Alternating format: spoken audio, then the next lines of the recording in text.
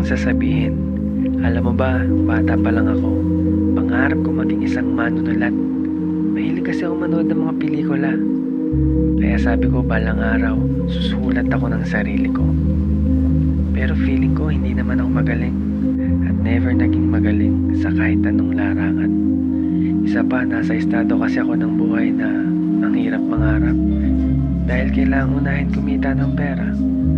Kaya yun, hinayaan ko na. Katulad ng iba ko pang mga pangarap na sinasabi nilang walang kwenta. Pero alam mo, iba maglaro ang tadhana. Dahil sa mahabang panahon, pilit kong binasura yung pangarap ko na yun. Pilit namang pinapaalala ng mundo. Sabi nga, kung anong tinapon mo, babalik at babalik sa'yo. Kaya ngayon, papatunayan ko sa sarili ko, kaya ko. At ikaw, kaya mo. Nandito pala ako sa Japan ngayon, kumakain ako ng ice cream. Tinupad ko lang yung isa sa mga pangarap ko. Isa sa mahabang listahan ng mga pangarap ko. Malayo pa, pero malayo na. Kita-kits sa taas. Ingat.